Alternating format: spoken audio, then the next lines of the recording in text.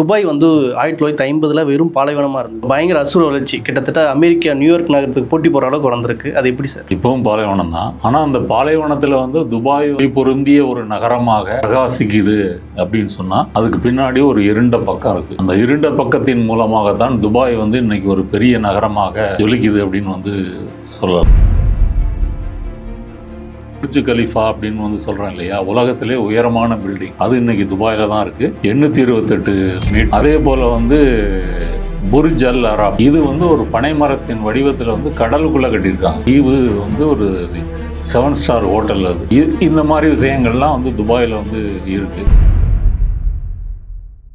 இஸ்ரேலில் இருக்கக்கூடிய சில மாஃபியாக்கள் வந்து துபாயில் வந்து பணத்தை முதலீடு பண்ணியிருக்கிறாங்க. இப்போ இதெல்லாம் வந்து வெளிநாட்டிலிருந்து பல உலக நிறுவனங்கள் வந்து இந்த கருப்பு பணத்தை வந்து நீங்கள் வந்து அனுமதிக்க கூடாதுன்னு அழுத்தம் கொடுக்குறாங்க. உதாரணத்துக்கு வந்து FATF, பண மோசடி எதிர்ப்பு அமைப்பு, அவங்க வந்து துபாயை வந்து ஒரு கிரே லிஸ்ட்ல வந்து வச்சிருக்காங்க, ஒரு சந்தேகத்துக்குரிய நாடு. இப்போ இந்தியாவில் இருக்கக்கூடிய ஊழல் அரசியல்வாதிகள் அத்தனை பேருக்கும் துபாயில் வந்து ரியல் எஸ்டேட்டு, அப்புறம் வந்து ஃபினான்ஸு, எல்லாத்துலேயுமே வந்து பங்கு இருக்கு. உதாரணத்துக்கு இவர் வந்து மும்பை 1993 மும்பை குண்டுவெடிப்பில் வந்து தேடப்படுறவர். இவருக்கு வந்து துபாயில் இருந்துக்கிட்டு அவருடைய தன்னுடைய ஆப்ரேஷன் இந்தியாவில் நடத்துகிறாரு அப்படின்னு அப்போவே ஒரு குற்றச்சாட்டு வந்து உண்டு.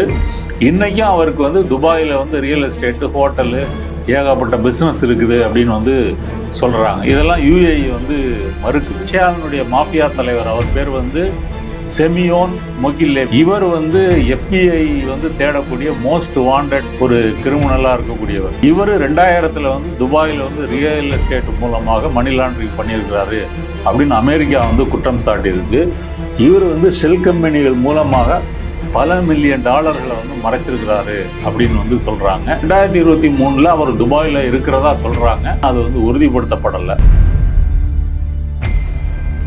துபாயோடைய இருண்ட பக்கத்துக்கு முக்கியமான காரணம் வந்து கோல்டு. தங்கத்துக்கு வந்து எந்த விதமான வரியும் வந்து துபாயில வந்து கிடையாது. அப்போ ஆப்பிரிக்காவில் தோண்டி எடுக்கப்படக்கூடிய தங்கம் துபாய்க்கு போகுது. துபாய்க்கு போய் தங்க கட்டிகளாவோ நகைகளாவோ எங்க தங்கம் விலை அதிகம் உள்ளதோ அந்த நாடுகளுக்கு வந்து லீகலாகவோ இல்லீகலாகவோ கொண்டு போகும். இப்போ 2000 வந்து துபாய் மல்டி கமாடிட்டி சென்டர் அப்படின்னு வந்து உருவாக்கப்பட்டது. இது வந்து உலகத்தினுடைய 20% தங்க வர்த்தகத்தை வந்து கையாளும். அடுத்தது வந்து ஒரு UN அறிக்கைப்படி வந்து காங்கோ இருக்கு இல்லையா, காங்கோ குடியரசு, சூடான் போன்ற நாடுகளில் இருந்து வருஷத்துக்கு 30 பில்லியன் மதிப்பிலான தங்கம் வந்து துபாய் வழியாக கடத்தப்படுது. அப்போ அந்த நாடுகளில் வந்து தங்கம் வந்து எடுத்து துபாய் வழியாக வந்து கடத்தி வந்து கொண்டு போகப்படும். துபாயில் வந்து 8000 கிலோ தங்கம் வந்து ஆப்பிரிக்க போராட்ட பகுதியிலிருந்து வந்ததாக வந்து ராய்ட்டர்ஸ் ரிப்போர்ட் வந்து 2022 ரிப்போர்ட் பண்ணியிருக்கிறாங்க. இந்தியாவுக்கு வருஷத்துக்கு 150 to 200 டன் தங்கத்தை வந்து கடத்துறாங்க.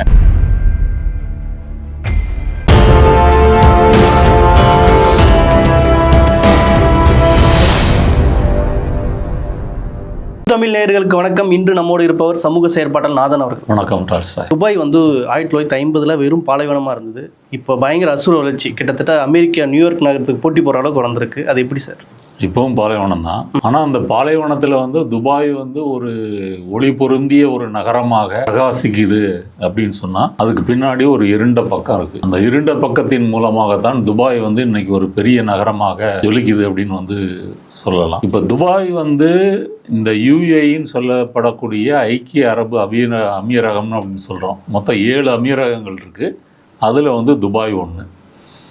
அப்போ அந்த துபாய் வந்து இன்றைக்கி வந்து உலகம் முழுவதும் வந்து அது ஒரு டூரிஸ்ட் அட்ராக்ஷனாக இருக்கட்டும், ஃபினான்ஸாக இருக்கட்டும், ட்ரேடாக இருக்கட்டும், லாஜிஸ்டிக்ஸாக இருக்கட்டும், ஐடியாக இருக்கட்டும், பேங்கிங்காக இருக்கட்டும், கோல்டாக இருக்கட்டும், டூரிசம், இப்படி பல விஷயங்களில் வந்து அது ஒரு மையமான இடமா வந்து இருக்குது. இப்போ உதாரணத்துக்கு வந்து புர்ஜ் கலிஃபா அப்படின்னு வந்து சொல்கிறேன் இல்லையா, உலகத்திலே உயரமான பில்டிங் அது இன்றைக்கி துபாயில் தான் இருக்குது, 828 மீட்ரு. அதே போல் வந்து புர்ஜ் அல் அரப், இது வந்து ஒரு பனைமரத்தின் வடிவத்தில் வந்து கடலுக்குள்ளே கட்டியிருக்காங்க. தீவு அது. ஆமாம், தீவு வந்து ஒரு 7 ஸ்டார் ஹோட்டல். அது இந்த மாதிரி விஷயங்கள்லாம் வந்து துபாயில் வந்து இருக்குது. அப்புறம் பொழுதுபோக்கு மையங்கள், அப்புறம் உலக அளவில் வந்து தொழில் கண்காட்சி, இதெல்லாம் வந்து இருக்குது. அப்புறம் வந்து பழமையை வந்து கூறக்கூடிய வகையில் வந்து அருங்காட்சியகங்கள் அது வந்து வச்சுருக்குறாங்க. அப்புறம் துபாயோட வந்து ஹார்பரு, ஏர்போர்ட்டு, இது எல்லாமே வந்து ஃபேமஸ்ஸு. எதிர்காலத்துலேயும் வந்து துபாயை வந்து இன்னும் எப்படி அடுத்த கட்டத்தை கொண்டு போகணும் அப்படின்லாம் சொல்லி பிளான் பண்ணுறாங்க. இப்போ துபாயோட ஹிஸ்ட்ரி வந்து நீங்கள் சொன்னது போல் 1950களில் வந்து பாலைவனம்னு சொன்னீங்க. அதுக்கு முன்னாடி போய் பார்த்தோன்னு சொன்னால் 1830 1890 வரைக்கும் அது வந்து ஒரு மீன்பிடி கிராமம். அந்த கடற்கரையோரம் வந்து இருந்து மீனவர்கள் போய் மீன் பிடிச்சிட்டு வந்து வருவாங்க. அப்போ வந்து 1833 வந்து பானியாஸ் குலத்தை சேர்ந்த அல் மக்தூம் வம்சம் அவங்க வந்து துபாயில் வந்து குடியேறுறாங்க. குடியேறி வந்து கண்ட்ரோலை வந்து எடுத்துக்கிறாங்க. அப்போ அதனோட பேர் துபாய் கிடையாது. அப்போ துபாய் கிடையாது. அந்த காலத்தில் வந்து துபாய் வந்து மீன் பிடிக்கிறது மட்டும் இல்லை, முத்து சேகரிக்கிறதுக்கு ஒரு முக்கியமான பாயிண்ட்டாக வந்து இருந்துச்சு. இப்போ 1900லேருந்து 1930 வரைக்கும் வந்து இந்த முத்து பிடிக்கிறாங்க இல்லையா, அதுக்கு அதனுடைய ஒரு கோல்டன் பீரியடாக வந்து துபாய் வந்து இருந்துச்சு. பின்னாடி வந்து ஜப்பானியர்கள் வந்து செயற்கை முத்துகள் வந்து உருவாக்கும் போது அந்த ட்ரேடு வந்து குறைஞ்சி போகுது. அதன் பிறகு வந்து பார்த்திங்கன்னா திரும்ப பாலைவனமாக தான் இருக்குது, மீன்பிடி கிராமமாக தான் இருக்குது. 1966லேருந்து 1971 வரைக்கும் எண்ணெய் கிணறுகள் வந்து கண்டுபிடிக்கிறாங்க. துபாயை பொறுத்த வரைக்கும் வந்து ஃபடேகின்ற இடத்துல வந்து கண்டுபிடிக்கிறாங்க. இது துபாயோட பொருளாதாரத்தை வந்து மாற்றி அமைக்குது. துபாய் மட்டும் இல்லை, நீங்கள் மத்திய கிழக்கு ஃபுல்லாகவே இந்த கச்சா எண்ணெய் வந்து எரிபொருள் எண்ணெய் வந்து கண்டுபிடித்த பிறகே அதனுடைய பொருளாதாரம் என்பது வந்து மாறுது. அப்போ அந்த சமயம் வந்து ஷேக் ரஷீத் பின் சயீத் அல் மக்தூம் துபாயோட அமீர் வந்து இந்த எண்ணெயை வைத்துக்கொண்டு துபாயை வந்து நவீனமயமாக்கும் வேலையை வந்து அவர் திட்டங்களெல்லாம் வந்து தொடங்குறாரு. அப்போல்லாம் வந்து இது பிரிட்டிஷனுடைய காலனி பகுதியாக தான் வந்து இருக்குது. எண்ணெய் கண்டுபிடிச்ச பிறகு வந்து பிரிட்டிஷ் காலனி வந்து இன்னும் தீவிரமாக அந்த எண்ணெய் வர்த்தகத்தெல்லாம் கண்ட்ரோல் எடுத்துக்கிறாங்க. 1971 வந்து பிரிட்டிஷ் ஆட்சி வந்து முடிவடைஞ்ச உடனே இந்த யுஏஇ வந்து உருவாகுது. அதில் 7 எமிரேட்ஸில் ஒரு எமிரேட்ஸாக வந்து துபாய் வந்து உருவாகுது. அப்போ அந்த மற்ற 6 எமிரேட்ஸில் இன்னும் 6 அமீர்கள் வந்து இருக்கிறாங்க. எமிரேட்ஸ்ன்றதுக்கான காரணம் என்ன? அது வந்து ஒரு கூட்டாட்சி மாதிரி. அந்த ஒவ்வொரு எமிரேட்ஸ்லையுமே வந்து ஒரு மன்னர் தான், ஷேக்கு தான் வந்து இருப்பார். அப்படி 7 ஷேக்குகள் இருக்காங்க. அந்த 7 ஷேக்குகள் ஒன்றாக சேர்ந்தது தான் யுஏஇ, அதான் யுனைடெட் அரப் எமிரேட்ஸ். அது தலைநகரம் வந்து அபுதாபி. அப்போ இவங்க எல்லாம் சேர்ந்து கூட்டாக தான் வந்து முடிவெடுப்பாங்க. இண்டிபெண்ட்டாகவும் அந்த அமீரகங்களுக்கு சில உரிமைகள் வந்து உண்டு. அதன் பிறகு 1980லேருந்து 2000 வரைக்கும் வந்து என்ன செய்கிறாங்கன்னா, இந்த எண்ணெய் வருமானத்தை வைத்து இன்ஃப்ராஸ்ட்ரக்சரை வந்து டெவலப் பண்ணுறாங்க. அப்புறம் வந்து ஒரு இன்டர்நேஷ்னல் ட்ரேடு ஹப்பாக வந்து மாற்றுறாங்க. டூரிசத்தில் வந்து இன்வெஸ்ட் பண்ணுறாங்க. 1985 வந்து எமிரேட்ஸ் ஏர்லைன்ஸை வந்து உருவாக்குறாங்க. அப்புறம் வந்து ஏர்போர்ட் வந்து அதே சமயத்தில் வந்து கட்டுறாங்க. இதெல்லாம் வந்து உருவாகுது. இப்போ 21ஆம் நூற்றாண்டில் வந்து எடுத்துக்கிட்டிங்க அப்படின்னு சொன்னால், இந்த புர்ஜ் கலிபா இதை வந்து கட்டியிருக்காங்க. கடலுக்குள்ள தீவுகள், ரியல் எஸ்டேட்டு, அப்புறம் வந்து ஆண்டுக்கு வந்து கிட்டத்தட்ட வந்து 1.5 கோடி பேர் வந்து துபாய்க்கு வந்து போகிறாங்க பயணிகள். அப்போனா வந்து டூரிசம் வந்து வர்த்தகம் வந்து எந்த அளவுக்கு இருக்குது அப்படின்னு வந்து புரிஞ்சுக்கலாம். ரியல் எஸ்டேட் வந்து ஒரு முக்கியமான பிஸ்னஸாக வந்து துபாயில் வந்து இருக்குது. அப்புறம் வந்து எக்ஸ்போ அப்படின்னு சொல்லி வருடம் துபாயில் நடத்தக்கூடிய அந்த கண்காட்சி என்பது உலக அளவத்தில் வந்து ரொம்ப ஃபேமஸானது. எதிர்காலத்தில் வந்து இன்னும் வந்து மிகப்பெரிய பொழுதுபோக்கு பூங்கா, அப்புறம் வந்து புர்ஜ் கலிபாவோட உயரமான ஒரு பில்டிங் கட்டுறதுக்கு திட்டம், இதெல்லாம் வந்து வச்சுருக்குறாங்க. 2017 வந்து செவ்வாய் கிரகத்தில் வந்து மனித குடியேற்றத்தை வந்து உருவாக்கணும் அப்படின்ற பிளானும் வந்து துபாய் கவர்மெண்ட்டை வந்து ஒரு பிளானாக வந்து வச்சுருக்குறாங்க. இப்போ துபாயோடைய வந்து பொருளாதாரம் மற்றும் மக்கள் தொகை வந்து என்ன? கிட்டத்தட்ட அங்கே வந்து 35 லட்சம் மக்கள் வந்து இருக்கிறாங்க 2023 டேட்டா. துபாயில் மட்டும் அதில் வந்து வெளிநாட்டவர்களுடைய பெர்சன்டேஜ் வந்து 89. கிட்டத்தட்ட 31 லட்சம் பேர் வந்து ஃபாரினர்ஸு. அதில் இந்தியர்கள் 30%, பாகிஸ்தானியர்கள் 15, பிலிப்பைன்ஸ் 10, வெஸ்டர்ன் கண்ட்ரிஸ் வந்து 5, மற்றவங்க சைனீஸ் இவங்கெல்லாம் பிறர் வந்து அதர்ஸ் வந்து 29%. உள்ளூர் குடிமக்கள் எமிரேட்ஸ்ன்னு சொல்லக்கூடிய உள்ளூர் குடிமக்கள் வந்து வெறுமனே 11% தான். அவ்வளோ குறைவாக இருக்கிறது காரணம் என்ன? அவ்வளோ குறைவாக இருக்கிறது காரணம் அவங்க மக்கள் தொகை அவ்வளோதான். அப்புறம் துபாயை கட்டியெழுப்பக்கூடிய இந்த பொருளாதாரத்துக்காக வந்து அவங்களுக்கு தொழிலாளிகளோ ஒயிட் காலர் ஜாப்ஸோ இந்த மாதிரி முதலாளிகள்லாம் தேவைப்பட்டதுனால அவங்க வெளிநாட்டிலேருந்து ஆட்களை வந்து கொண்டு வந்தாங்க. அப்போ கொண்டு வந்து தான் இன்றைக்கி வந்து இன்றைக்கி துபாயை உருவாக்குனதே யார் அப்படின்னு கேட்டிங்கன்னா ஆசிய தொழிலாளிகள் அப்படின்னு வந்து சொல்லலாம். இப்போ துபாயினுடைய மொத்த ஜிடிபி வந்து 2023 இதன்படி வந்து $411 பில்லியன். ஒரு நபரினுடைய சராசரி வருமானம் வந்து $1,17,000. அப்போ உலக அளவில் ஒரு பணக்கார ஒரு நாடாக வந்து ஒரு பகுதியாக வந்து துபாயை வந்து சொல்லலாம். அப்போ இந்த ஜிடிபியில் வந்து எண்ணெயோட பங்கு வந்து வெறும் 5% தான். சரக்கு லாஜிஸ்டிக்ஸ் இருக்குல்ல, இப்போ துபாய் வந்து ஒரு முக்கியமான ஒரு இடத்துல வந்து இருக்குங்க. அதாவது வந்து யூரோப், இந்த பக்கம் ஆப்பிரிக்கா, அப்புறம் வந்து கிழக்கு பக்கம் வந்து ஆசியா, இது மூணுக்கும் வந்து ஒரு மையமான இடத்துல வந்து துபாய் இருக்கிறதுனால சரக்கு மற்றும் லாஜிஸ்டிக்ஸ் வந்து துபாயினுடைய அந்த ஹார்பர் வந்து ரொம்ப ஃபேமஸ். அப்போ இதிலேருந்து வரக்கூடிய வருமானம் வந்து 26%. அப்போ உலகத்திலேயே வந்து 9 ஒரு பரபரப்பான துறைமுகம் அப்படின்னு சொல்லி துபாய் துறைமுகத்தை வந்து சொல்லலாம். அது பேர் வந்து ஜபல் அலி துறைமுகம். அடுத்தது வந்து டூரிசம் வந்து மற்ற அந்த சில்லறை வர்த்தகம் எடுத்துக்கிட்டிங்கன்னா அது 20%. அடுத்தது வந்து நிதி மற்றும் காப்பீட்டு சேவைகள் 12%, ரியல் எஸ்டேட்டு 10%, அப்புறம் மேனுஃபேக்சரிங் வந்து 9%, ஐடி 5%, அப்புறம் வந்து க்ரூட் ஆயில் எடுத்துக்கிட்டிங்கன்னா 5% தான். அப்போ 95% வந்து மற்ற தொழில்கள் மூலமாக தான் துபாய்க்கு வந்து வருமானம் வந்து வருது. அடுத்தது வந்து துபாயினுடைய அந்த அரசியல் ரீதியாக அதனுடைய ஜியோ லொக்கேஷன் இருக்குல்ல, பாரசீக விரிகுடா, ஓமன் வளைகுடா, அப்புறம் வந்து ஹொர்மாஸ் நீரிணை, இதில் வந்து அமைஞ்சிருக்கு. அப்போ இங்கேருந்து தான் மற்ற நாடுகள்லாம் இருக்குல்ல, சவுதி அரேபியா, கத்தாரு, அப்புறம் வந்து ஏமன், இந்த பக்கம் ஈரான், இப்போ இந்த நாடுகளுடைய எண்ணெய் எல்லாமே இந்த கடல் பகுதியிலிருந்து தான் வந்து ஏற்றுமதி செய்யப்படுது. கிட்டத்தட்ட 30% எண்ணெய் வந்து இங்கேருந்து தான் ஏற்றுமதி செய்யப்படுது.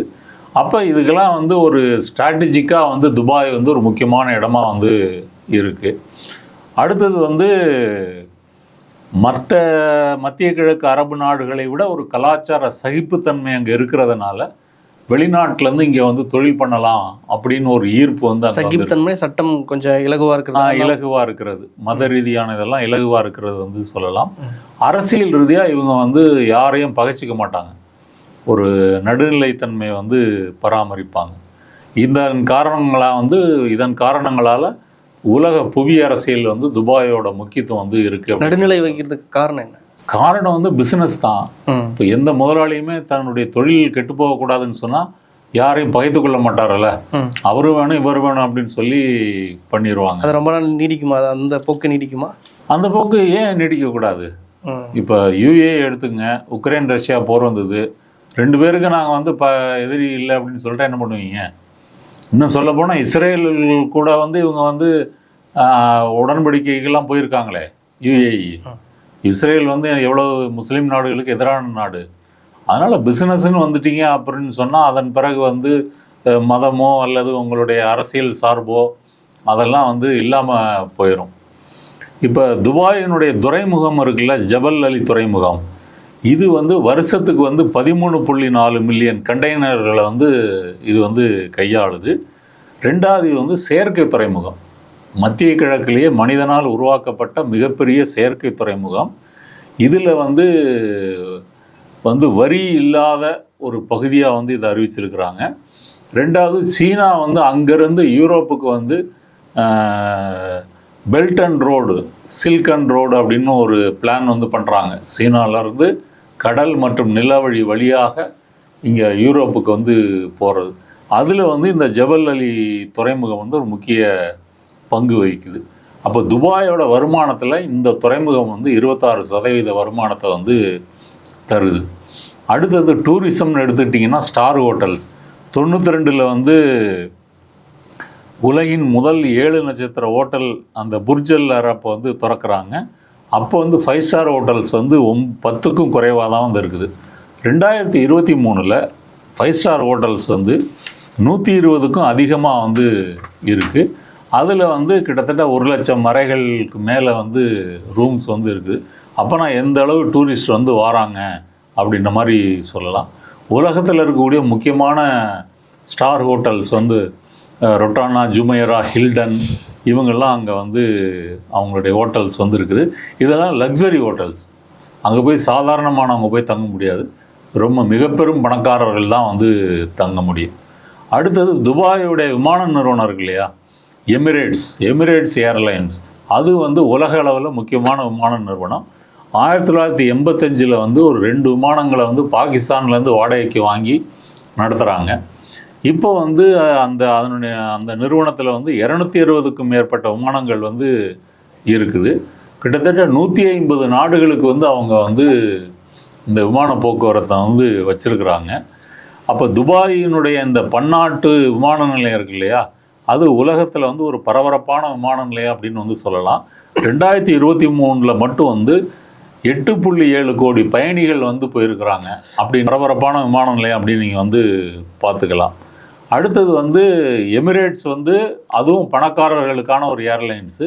துபாய் அப்படின்னு சொல்லி வந்து ஒரு சீப் ரேட்டில் வந்து ஒரு விமான நிறுவனத்தை வந்து நடத்துகிறாங்க. அது வந்து ஒரு லோ காஸ்ட் விமான சேவையை வந்து அது வந்து நடத்திக்கிட்டு இருக்குது. அடுத்தது வந்து துபாயோட இப்போ இதெல்லாம் வந்து பளபளப்பை பார்த்துட்டோம். இனி வந்து டார்க் சைடு வந்து போவோம். அந்த டார்க் சைடு தான் இந்த பளபளப்பு காரணம் முதல்ல வந்து சொன்னேன் இல்லையா, அது என்ன அப்படின்னு கேட்டிங்கன்னா, துபாய் வந்து ஒரு வரியில்லா சொர்க்கம் அப்படின்னு சொல்லலாமா? முதலாளிகளுக்கா இல்லை மக்களுக்கா? முதலாளிகளுக்கு. மக்களுக்கு ஏது வரி? நம்ம வரி கொடுக்குறோம். முதலாளிகள் வந்து நிறைய கோடிக்கணக்கில் சம்பாதிக்கிறாங்கன்னா அப்போ லட்சக்கணக்கில் வரி கட்டணும்ல. ஒரு நாட்டில் வந்து வரி இல்லை அப்படின்னு சொன்னால் முதலாளிகளுக்கு வந்து சந்தோஷமாக தானே இருக்கும். ஏன் அப்படி? அந்த விதிவிலக்கு என்ன காரணம்? அப்போ முதல்ல துபாய் வந்து வரியில்லா சொர்க்கம் அப்படின்னு வந்து சொல்ல முடியாது. ஆனால் வந்து அங்கே வந்து டேக்ஸ் வந்து ரொம்ப குறைவுன்றதுனாலே உலகம் முழுவதும் இருக்கக்கூடிய கருப்பு பணம் வைத்திருப்பவர்கள், ஊழல் அரசியல்வாதிகள், பெரும் முதலாளிகள், அப்புறம் வந்து இந்த மணி லாண்டரிங் பண்ணக்கூடியவங்க, இவங்க எல்லாரும் வந்து துபாயை வந்து பயன்படுத்திக்கிறாங்க. துபாயில் வந்து தனிநபர்களுக்கு வருமான வரி வந்து இல்லை. நீங்கள் வந்து எவ்வளோ வேணால் வந்து சம்பாதிச்சாலும் வருமான வரி வந்து இல்லை. அடுத்தது மூலதன லாப வரி, சொத்து வரி இதெல்லாம் வந்து இல்லை. இதெல்லாம் ஏன் இல்லைன்னு வச்சுருக்காங்க அப்படின்னு சொன்னால், அப்போ தான் மற்ற நாடுகளில் இருந்து இந்த வரி இல்லாத ஒரு நாட்டை நோக்கி வரக்கூடிய மக்கள் வந்து துபாய்க்கு வருவாங்க அப்படின்னு சொல்லி ஆரம்பத்துலேருந்தே இதை வந்து ஷேக் வந்து பிளான் பண்ணி வந்து வச்சுருக்காரு.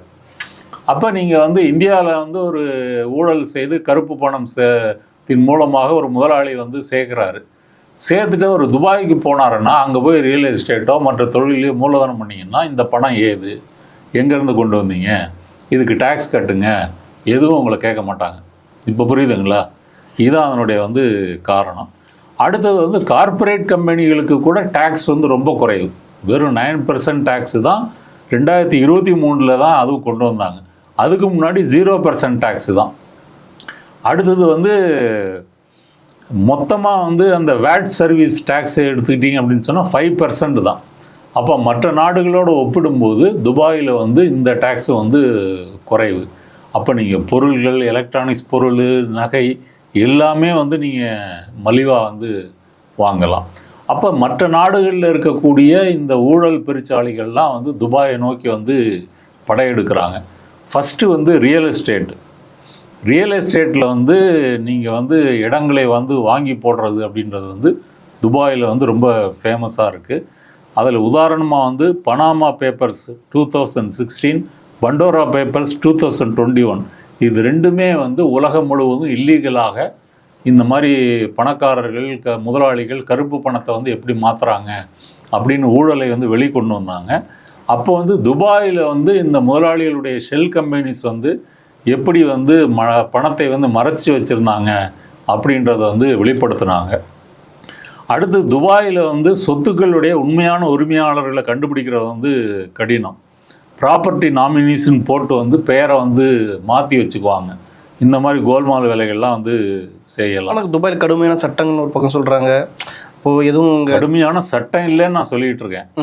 நீங்கள் கடுமையான வெளியே பொதுவில் அப்படி ஒரு கருத்து இருக்குல்ல. இல்லை, என்ன கடுமையான சட்டம் இருக்குது? மக்கள் வந்து வெளிப்படையாக வந்து சுதந்திரமாக இருக்க முடியாது. பொதுவெளியில் வந்து ஒருத்தர் வந்து மதுபானம் குடிச்சிட்டாருன்னு சொல்கிறதுக்காக அங்கே சட்டம் போட்டிருக்காங்க. அதே மாதிரி யூகேலேருந்து ஒருத்தர் வந்து இங்கே படிக்க வந்திருக்காங்க, நீ இவ்வளோ வேவு பார்க்க வந்திருக்க அப்படின்னு சொல்லிட்டு அவங்க மேலே தண்டனை கொடுத்துருக்காங்க. பொதுவெளியில் அப்படி தானே இருக்குது. துபாய் கடுமையான சட்டங்கள் அப்படி இருக்குன்ற மாதிரி.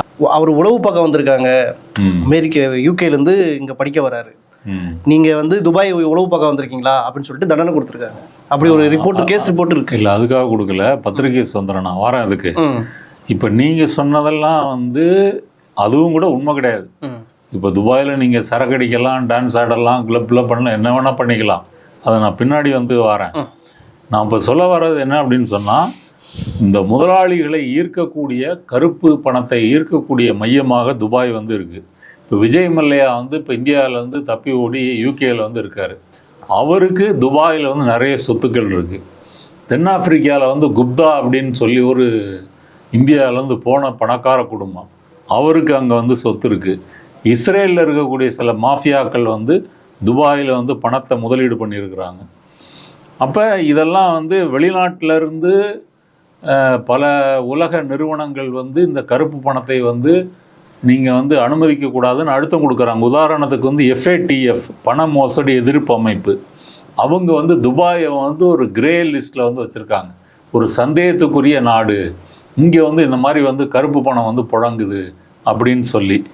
அப்போ 2022 வந்து ஐரோப்பிய ஒன்றியம் வந்து துபாயை வந்து பண மோசடி அபாய நாடுகள் அப்படின்னு சொல்கிற ஒரு பட்டியலில் வந்து சேர்த்துருக்காங்க. பின்னாடி வந்து துபாய் வந்து இதெல்லாம் ஒழுங்குபடுத்துகிறேன்னு சொல்லி வந்து அந்த பட்டியலெலாம் வந்து மாற்றிருக்காங்க. மாற்றினாலுமே இந்த இல்லீகலாக நடக்கக்கூடிய இந்த பிஸ்னஸ் என்பது நடந்துக்கிட்டு இருக்கு. இப்போ டிரான்ஸ்பரன்சி இன்டர்நேஷ்னல் வந்து UAE-னுடைய இந்த மாதிரி ஊழல் குறித்த மதிப்பெண்ணில் வந்து 100க்கு 27 தான் வந்து கொடுத்துருக்காங்க. இந்தியாவுக்கு 40, சீனாவுக்கு வந்து 45. இப்போ இந்தியாவில் இருக்கக்கூடிய ஊழல் அரசியல்வாதிகள் அத்தனை பேருக்கும் துபாயில் வந்து ரியல் எஸ்டேட்டு, அப்புறம் வந்து ஃபினான்ஸு, எல்லாத்துலேயுமே வந்து பங்கு இருக்குது. உதாரணத்துக்கு அதானி, ஹிண்டன்பர்க் ரிப்போர்ட் வரும்போது அதானியினுடைய ஷெல் கம்பெனி வந்து அதில் ஒருத்தர் வந்து துபாயிலேருந்து ஆப்ரேட் பண்ணார், அங்கேருந்து இங்கே அதானியினுடைய கம்பெனிக்கு வந்து இன்வெஸ்ட் பண்ணாருன்னு பார்த்தோம் இல்லையா. அப்போ ரெண்டாவது அதானிக்குமே அங்கே ரியல் எஸ்டேட்டு நிறைய சொத்துக்கள் வந்து அவருடைய ஃபேமிலிக்கு வந்து இருக்குது. அப்போ இதெல்லாம் நீங்கள் கூட்டி கழித்து பார்த்தீங்கன்னா எல்லா நாடுகளில் இருக்கக்கூடிய பெரிய பெரிய முதலாளிகள், ஊழல் அரசியல்வாதிகள், அதிகாரிகள், அவங்களுக்கு வந்து துபாயில் வந்து சொத்து இருக்குது அப்படின்னு வந்து சொல்லலாம். அதனால் வந்து துபாய் வந்து ஒரு வரியில்லா சொர்க்கம் அப்படின்னு சொல்கிறதுக்கு பின்னாடி உள்ள கதை வந்து இதுதான். அடுத்தது வந்து நீங்கள் மாஃபியா குழுக்களே அங்கே இருக்கிறாங்க. குழுக்கள் இருக்காங்கன்னா சண்டை போட மாட்டாங்க. மற்ற நாடுகளில் வந்து இல்லீகலாக போதைப் பொருள் விற்பாங்க, கொலை பண்ணுவாங்க, எல்லாம் பண்ணுவாங்க. பண்ணிவிட்டு அந்த பணத்தை வந்து துபாயில் வந்து இன்வெஸ்ட் பண்ணிவிட்டு அங்கே வந்து சேஃபாக வந்து எடுத்துக்குவாங்க. இப்போ உதாரணத்துக்கு தாவூத் இப்ராஹிம், இவர் வந்து மும்பை 1993 மும்பை குண்டுவெடிப்பில் வந்து தேடப்படுறவர். இவருக்கு வந்து துபாயில் இருந்துக்கிட்டு அவருடைய தன்னுடைய ஆப்ரேஷன் இந்தியாவில் நடத்துகிறாரு அப்படின்னு அப்போவே ஒரு குற்றச்சாட்டு வந்து உண்டு. இன்றைக்கும் அவருக்கு வந்து துபாயில் வந்து ரியல் எஸ்டேட்டு, ஹோட்டலு, ஏகப்பட்ட பிஸ்னஸ் இருக்குது அப்படின்னு வந்து சொல்கிறாங்க. இதெல்லாம் UAE வந்து மறுக்குது. இப்போ இவர் மேலே வந்து இன்டர்போல் வந்து ரெட் நோட்டீஸ்லாம் வந்து கொடுத்துருக்காங்க. இப்போ ஒரு பாகிஸ்தானில் வந்து பாதுகாப்பாக இருக்கிறாருன்னு சொல்லப்படுகிறது. ஆனால் இவருடைய பிஸ்னஸ் வந்து துபாயில் வந்து இன்றைக்கும் வந்து இருக்குது. அதே போல் வந்து ரஷ்யாவினுடைய மாஃபியா தலைவர், அவர் பேர் வந்து செமியோன் மொகிலேவிச். இவர் வந்து FBI வந்து தேடக்கூடிய மோஸ்ட் வாண்டட் ஒரு கிரிமினலாக இருக்கக்கூடியவர். இவர் 2000 வந்து துபாயில் வந்து ரியல் எஸ்டேட் மூலமாக மணி லாண்ட்ரிங் பண்ணியிருக்கிறாரு அப்படின்னு அமெரிக்கா வந்து குற்றம் சாட்டியிருக்கு. இவர் வந்து ஷெல் கம்பெனிகள் மூலமாக பல மில்லியன் டாலர்களை வந்து மறைச்சிருக்கிறாரு அப்படின்னு வந்து சொல்கிறாங்க. 2023 அவர் துபாயில் இருக்கிறதா சொல்கிறாங்க. ஆனால் அது வந்து உறுதிப்படுத்தப்படலை. அதே போல் வந்து ரஷ்யன் மாஃபியாவில் இருக்கக்கூடிய டொல்ஸ்டோயோ பக்ஸ், அப்புறம் வந்து சோல் சேவ்ஸ் கயா, இந்த 2 கேங்கு வந்து துபாயில் வந்து இன்வெஸ்ட் பண்ணியிருக்கிறாங்க. Crypto currency, hotels, real estate. இது வந்து பண்டோரா பேப்பர்ஸில் வந்து லீக் ஆகி வந்திருக்குது. அப்போ ரஷ்யாவில் இருக்கக்கூடிய முதலாளிகள் இருக்காங்க இல்லையா, அதில் அப்புறம் வந்து அரசியல்வாதிகள், இவங்க எல்லாமே வந்து துபாயில் வந்து இந்த மாதிரி இன்வெஸ்ட் பண்ணியிருக்கிறாங்க. அதே போல் வந்து இத்தாலியன் மாஃபியா, அவங்க இன்வெஸ்ட் பண்ணியிருக்கிறாங்க. விஜய் மல்லையா ஏற்கனவே உங்களுக்கு வந்து நான் சொல்லியிருக்கிறேன், அதானி சொல்லியிருக்கிறேன். இப்படி எல்லாம் வந்து பார்த்தீங்க அப்படின்னு சொன்னால் துபாயில் இருக்கக்கூடிய இந்த ஃபினான்ஷியல் ரியல் எஸ்டேட்டு இந்த ட்ரேடிங் செட்டப்பு என்பது வந்து இந்த மாஃபியா குழுக்கள் தங்கள் பணத்தை வந்து லீகலாக அதை வைத்திருப்பதற்கு வந்து உதவி செய்து அப்படின்னு வந்து சொல்லலாம். இப்போ 2023 வந்து ஐரோப்பிய ஒன்றியம் வந்து என்ன சொல்லுச்சுன்னு சொன்னால், துபாயில் வந்து 30+ குற்றவாளிகளின் சொத்துக்களை வந்து நாங்கள் ஃப்ரீஸ் பண்ணுறோம் அப்படின்னு சொல்லி டிக்ளேர் பண்ணாங்க. அப்படி முயற்சி பண்ணாலும் அவங்கள ஒன்றும் பண்ண முடியலை, அவங்க சுதந்திரமாக தான் அங்கே வந்து வாழ்கிறாங்க. அடுத்த குற்றச்சாட்டு என்ன அப்படின்னு கேட்டிங்கன்னா, பயங்கரவாதம்னு சொல்லப்படக்கூடிய பயங்கரவாதம் நாட்டுக்கு நாடு மாறுபடும். இப்போ அமெரிக்கா வந்து ஈரானை பயங்கரவாதம்னு சொல்லும், ஈரான் வந்து இஸ்ரேலை பயங்கரவாதம்னு சொல்லும். ஆனால் இவங்களுக்குள்ள வந்து ஒரு ஆயுத கடத்தல், அப்புறம் வந்து இந்த மாதிரி வந்து இது இப்போ ஈரான் வந்து ஹிஸ்புல்லாவை ஆதரிக்குது, ஏமனில் ஹவுதி கிளர்ச்சியாளர்கள் ஆதரிக்குது அப்படின்னு சொன்னால் அவங்களுக்கு வந்து எப்படி ஆயுதங்களை கொண்டு போக முடியும்? அப்போ அதற்கு ஒரு வழியாக வந்து துபாய் வந்து இருக்குது. அதுக்கு சில உதாரணம் 2020 வந்து UN அறிக்கை வந்து என்ன சொல்லுதுன்னா, ஜபல் அலி துறைமுகத்தின் மூலமாக வடகொரியா வந்து தடை விதிக்கப்பட்ட ஏவுகணைகள் மற்றும் ஆயுதங்களை மறைத்து கடத்தியது, அப்படி ஒரு குற்றச்சாட்டு. அடுத்து வந்து ஈரானிய எண்ணெய் வந்து அமெரிக்காவுக்கு தெரியாமல் இந்த ஜபல் அலி துறைமுகம் மூலமாக கடத்தப்பட்டது. அமெரிக்கா வந்து பொருளாதார தடை வந்து விதிச்சிருக்கு. எந்த நாடு வந்து ஈரானில் எண்ணெய் வாங்கினீங்கன்னா மிரட்டுவாங்க. சில நாடுகள் வந்து அமெரிக்காவுக்கு தெரியாமல் வந்து எண்ணெய் வந்து ஈரான்லேருந்து வாங்குவாங்க. இப்போ இதுக்கு வந்து அது துபாய் வந்து பயன்படுது. அப்புறம் வந்து லிபியா, ஏமன் இந்த போராட்ட பகுதிகளுக்கு வந்து ஆயுத கடத்தல் வந்து நடந்திருக்குது. இது வந்து அம்னஸ்டி இன்டர்நேஷ்னல் வந்து சொல்லியிருக்குது. அப்போ பல நாடுகளில் நடக்கக்கூடிய வந்து அந்த ஆயுத போராட்டங்களுக்கு அந்த ஆயுதம் கடத்தக்கூடிய ஒரு ஹப்பாக வந்து துபாய் வந்து இருந்திருக்கு. அதே போல் வந்து துபாய் விமான நிலையத்தில் வந்து போதைப் பொருள் ஹெரோயின், கொகைன் போன்றதை கடத்துறது இருக்கு இல்லையா, அது வந்து ரிப்போர்ட் ஆகிருக்குது. இது மாதிரி பல விஷயங்கள் வந்து சொல்லலாம். ஆயுத கடத்தலும் சரி, போதைப் பொருளும் வந்து சரி. இப்போ ஜபல் அலி துறைமுகத்தில் வந்து 2021 தான் 100% ஸ்கேனிங் அப்படின்னு வந்து கொண்டு வராங்க. இதெல்லாம் கொண்டு வந்தாலும் கூட இதை வந்து குறைக்க முடியலை. ஏன்னா அவ்வளோ பெரிய லட்சக்கணக்கான கண்டெய்னர்களை வந்து நீங்கள் ஒவ்வொன்றா நீங்கள் வந்து பரிசோதிக்கிறது அப்படின்றது வந்து சிரமம். அடுத்தது துபாயோடைய இருண்ட பக்கத்துக்கு முக்கியமான காரணம் வந்து கோல்டு. தங்கத்துக்கு வந்து எந்த விதமான வரியும் வந்து துபாயில் வந்து கிடையாது. அப்போ ஆப்பிரிக்காவில் தோண்டி எடுக்கப்படக்கூடிய தங்கம் துபாய்க்கு போகுது. துபாய்க்கு போய் தங்க கட்டிகளாவோ நகைகளாவோ எங்கே தங்கம் விலை அதிகம் உள்ளதோ அந்த நாடுகளுக்கு வந்து லீகலாகவோ இல்லீகலாகவோ கொண்டு போகப்படுது. இப்போ 2000 வந்து துபாய் மல்டி கமாடிட்டி சென்டர் அப்படின்னு வந்து உருவாக்கப்பட்டது. இது வந்து உலகத்தினுடைய 20% தங்க வர்த்தகத்தை வந்து கையாளும். அப்போனா அது எவ்வளோ மேசிவாக நடக்குது அப்படின்னு வந்து பார்த்துக்குங்க. இப்போ தங்கத்துக்கு எந்த வரி இல்லை அப்படின்றதுனால இப்போ இந்தியாவில் வந்து தங்கத்தை இறக்குமதி பண்ணிங்கன்னா 10% 15% வந்து டேக்ஸ் போடுறாங்க. அப்போ என்ன பண்ணுறாங்க வந்து துபாயிலேருந்து தங்கம் வந்து பல வழிகளில் வந்து இங்கே வந்து வருது. அதே போல் வந்து ஆப்பிரிக்காவில் வந்து கானா, தான்சானியா, அப்புறம் வந்து இந்தியா, பாகிஸ்தான், துருக்கி இந்த எல்லா நாடுகளுக்கும் வந்து மையமான இடத்துல துபாய் இருக்கிறதுனால இந்த நாடுகளுக்கான தங்க போக்குவரத்து என்பது துபாயிலேருந்து நடக்குது. அடுத்தது வந்து ஒரு UN அறிக்கைப்படி வந்து காங்கோ இருக்கு இல்லையா, காங்கோ குடியரசு, சூடான் போன்ற நாடுகளிலிருந்து வருஷத்துக்கு 30 பில்லியன் மதிப்பிலான தங்கம் வந்து துபாய் வழியாக கடத்தப்படுது. அப்போ அந்த நாடுகளில் வந்து தங்கம் வந்து எடுத்து துபாய் வழியாக வந்து கடத்தி வந்து கொண்டு போகப்படுது. துபாயில் வந்து 8000 கிலோ தங்கம் வந்து ஆப்பிரிக்க போராட்ட பகுதியிலிருந்து வந்ததாக வந்து ராய்ட்டர்ஸ் ரிப்போர்ட் வந்து 2022 ரிப்போர்ட் பண்ணியிருக்கிறாங்க. இந்தியாவுக்கு வருஷத்துக்கு 150லேருந்து 200 டன்னு தங்கத்தை வந்து கடத்துகிறாங்க. இதில் 90% வந்து துபாய் வழியாக தான் வந்து வருது. 2019 ஒரு உதாரணத்துக்கு மும்பை ஏர்போர்ட்டில் வந்து 60 கிலோ தங்கத்தை வந்து பிடிச்சிருக்கிறாங்க. அப்போ இதெல்லாம் வந்து அப்பப்போ நியூஸ் பேப்பரில் வருது. ஆனால் இது பிடிக்காதது வந்து எவ்வளோ இருக்கும்?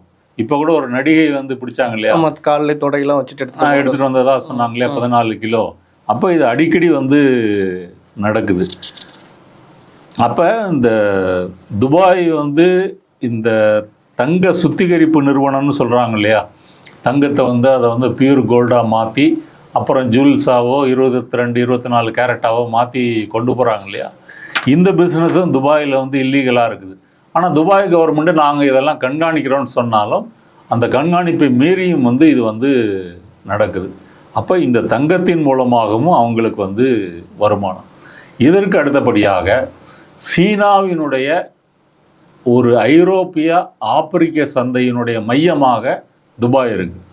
அப்போ சீனாவில் இருக்கக்கூடிய எல்லா பொருட்களும், அது பொம்மையாக இருந்தாலும் சரி, எலக்ட்ரானிக்ஸாக இருந்தாலும் சரி, அது நேராக வந்து துபாயில் வந்து இறங்கிடும். ஆப்பிரிக்காவில் இருக்கக்கூடிய நாடுகள் வந்து இந்த துபாயில் போய் அதை வந்து ஆர்டர் போட்டு வந்து வாங்கிடுவாங்க. இப்போ துபாயிலே வந்து ஒரு பெரிய ஒரு சீன ஷாப்பிங் மால் வந்து இருக்குது. அதில் கிட்டத்தட்ட 4000 கடைகள் வந்து இருக்குது. அப்படின்னா அதனுடைய பிரம்மாண்டத்தை நீங்கள் வந்து புரிஞ்சுக்கலாம். அங்கேயும் ஆயிரக்கணக்கான சீனர்கள் வந்து இருக்கிறாங்க. அப்போ சீனா தனது பொருட்களை நேரடியாக விற்பதற்கு பதிலாக துபாயின் வழியாக வந்து விற்கிது. அப்புறம் துபாயின் மூலமாகவே ஆப்பிரிக்க நாடுகளுக்கு வந்து கடன் கொடுக்கறது, இந்த மாதிரி இதெல்லாம் வேலைகளை வந்து அப்படி செய்கிறதுக்கு சீனாவுக்கு என்ன லாபம்? என்ன லாபம் அப்படின்னு சொன்னால் வந்து துபாய் வந்து ஆப்பிரிக்காவுக்கு வந்து பக்கத்தில் இருக்குது. அப்போ நீங்கள் துபாயில் வந்து ஒரு கம்பெனியை வந்து ரிஜிஸ்டர் பண்ணிவிட்டு அங்கேருந்து நீங்கள் ஆப்பிரிக்க நாடுகளுக்கு வந்து இன்ஃப்ராஸ்ட்ரக்சர், கடன், லோனு, வேலைகள் செய்கிறது அப்படின்றது வந்து சுலபம். நீங்கள் கம்பெனி சீன கம்பெனி தான், ஆனால் துபாய் வந்து அதுக்கு உதவியாக அவங்களுக்கு வந்து இருக்குது. அடுத்தது வந்து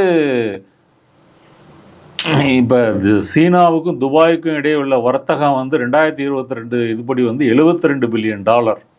அப்போனா எவ்வளோ மேசிவாக நடக்குது அப்படின்ற மாதிரி பார்த்துக்குங்க.